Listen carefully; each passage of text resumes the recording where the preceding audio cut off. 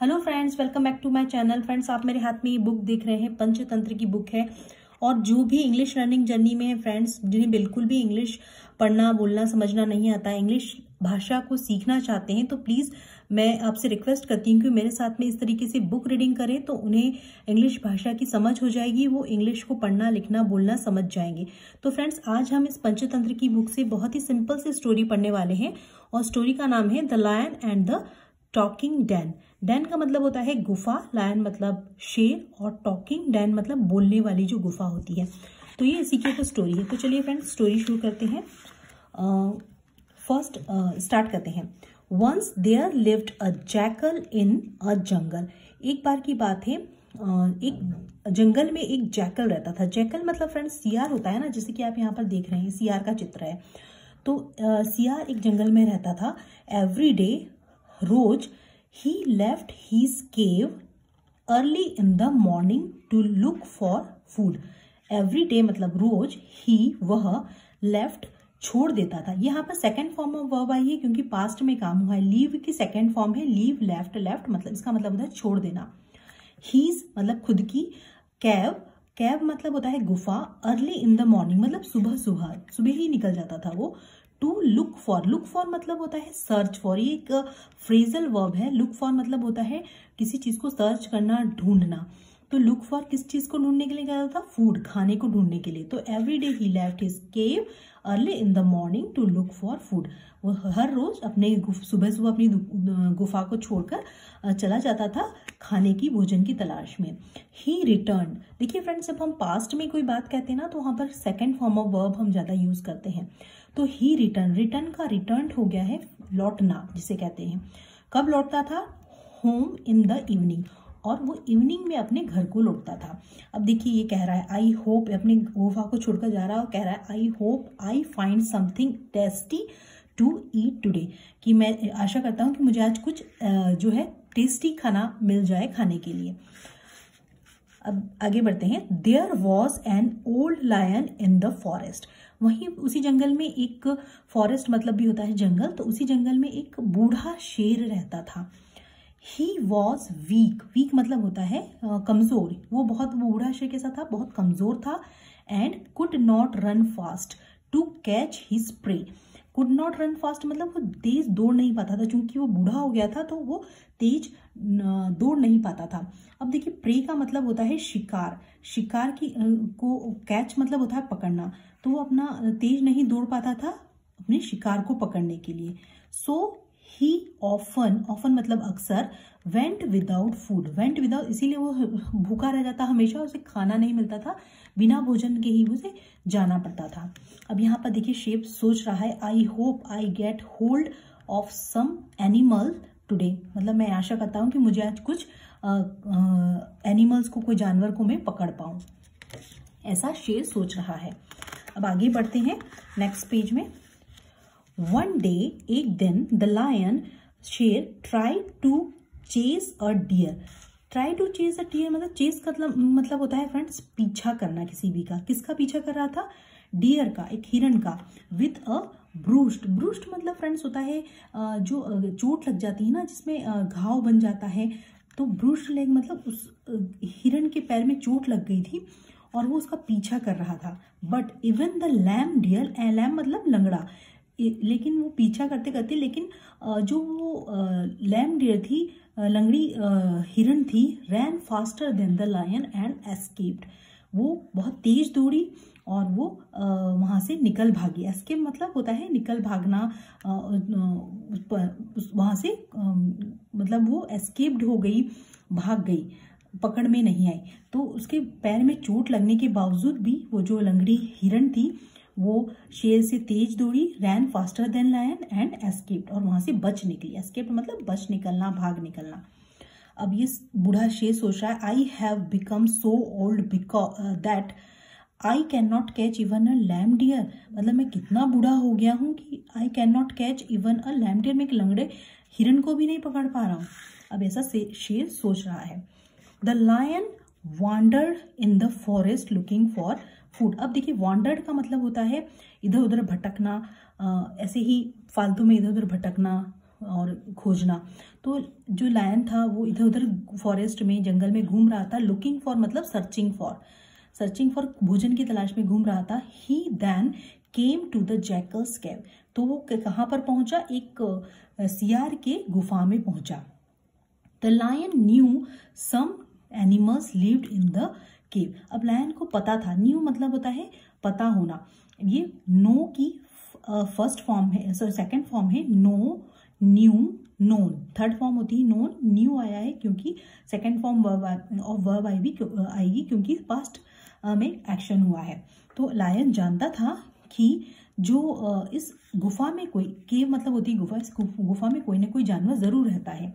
अब ये सोच रहा है गुफा के पास आकर, I will hide inside. Hide मतलब होता है छुपना। मैं इस गुफा के भीतर छुप जाऊंगा and pounce on the animal. Pounce on मतलब फ्रेंड्स होता है कि झपट्टा मार देना किसी को, suddenly leap towards and attack on animal, typically in order to attack और किल इट। तो उसको मारना, एकदम से झपट्टा मारकर मार देना इस तरीके से। तो पाउंस ऑन मतलब उस पर झपट्टा मार दूंगा the animal when he comes in, जब वो अंदर आएगा। ये ऐसा सोच रहा है लायन यहाँ पर। Next, the lion waited. ये वेटेड मतलब वेट का सेकेंड फॉर्म ऑफ वर्ब आया है। वेट करा, उस लायन ने वहां पे इंतजार किया। इन द केव, केव के अंदर। The whole day for the animal. उसने पूरा दिन, होल डे मतलब पूरा दिन उसने एनिमल का, उस जानवर का इंतजार किया। He was hungry.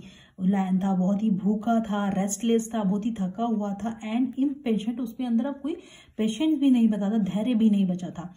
सून, जल्द ही, the sun set behind the clouds. और जल्दी ही शाम हो गई और जो है सूरज जो है क्लाउड्स के बादलों के पीछे छुप गया। अब ये सोच रहा है यहाँ पर बैठकर, देखिए, when will the animal comes. अरे ये जो एनिमल है, जानवर कब अंदर आएगा। How long can I wait here. मैं कितने समय यहाँ पर इंतजार करूँ। How long can I wait here.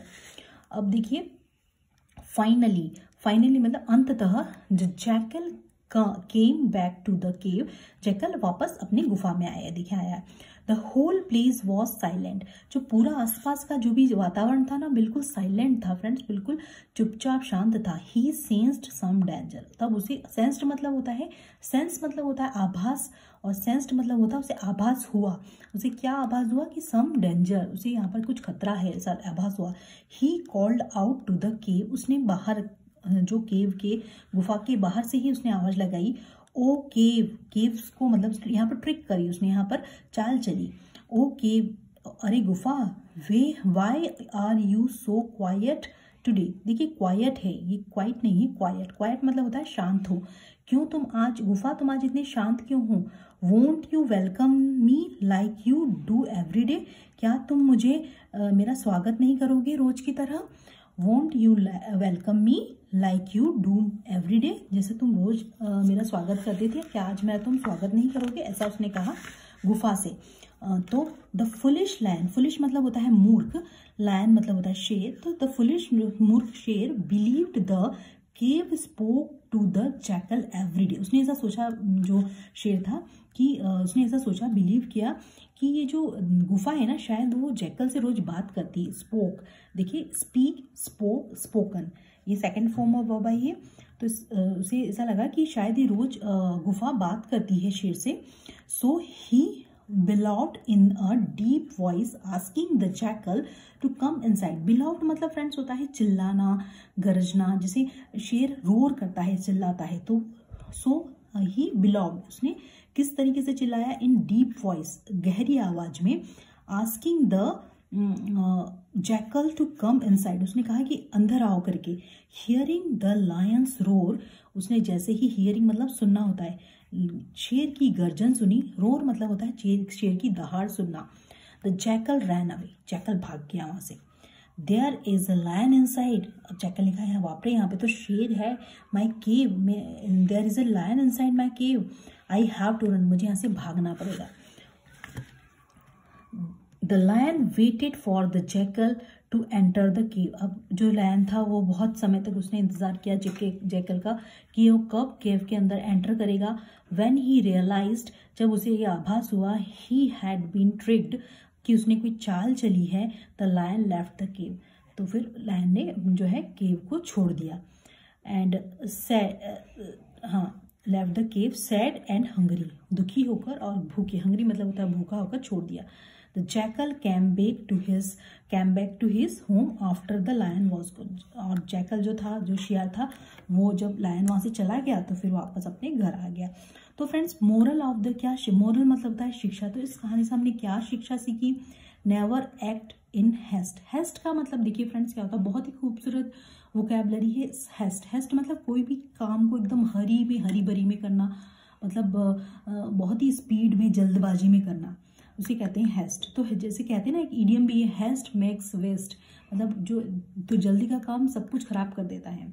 जैसे कि कहते हैं ना, एक सेंटेंस यदि हम बना सकते हैं कन्वर्सेशन का डेली का, कि in their haste to leave for the airport and they forget their passport, वो जल्दी में यहाँ से एयरपोर्ट गए और वो अपना पासपोर्ट भूल के आ गए। तो हेस्ट मतलब होता है किसी भी काम को तरबरी में, जल्दी में करना। तो यहाँ पूरी स्टोरी का मोरल ये है कि नेवर एक्ट मतलब कोई भी काम नहीं करना इन हेस्ट, जल्दी में, कोई भी गड़बड़ी में कोई काम नहीं करना।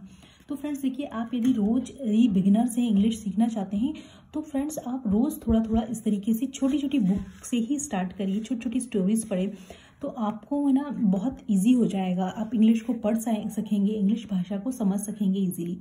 फ्रेंड्स मुझे ज़रूर बताना कि ये स्टोरी आपको कैसी लगी है। If this video add any value in your English learning journey, please do subscribe my channel and don't forget to hit the bell icon, जिससे कि मुझे आपका प्यार और जो है मोटिवेशन मिलता रहे और मैं इस तरीके की और वीडियो ला सकूँ आपके लिए। तो मुझे फ्रेंड्स कमेंट सेक्शन में ज़रूर कमेंट करके बताइए कि आप यदि इस कहानी को सुनते या पढ़ते तो आपके साइड से क्या मोरल ऑफ द स्टोरी होता। तो मुझे कमेंट सेक्शन में ज़रूर कमेंट करें कि आपको इस स्टोरी कैसे लगी और आपको इस तरह की वीडियो चाहिए या नहीं, और मैं आपके लिए इस तरीके की वीडियो लाऊं या नहीं, आप मुझे ज़रूर इसे कमेंट सेक्शन में कमेंट करें। मेरे चैनल को ज़रूर सब्सक्राइब करें। So friends take care, till then keep learning, keep watching, keep growing. Thanks for watching my videos.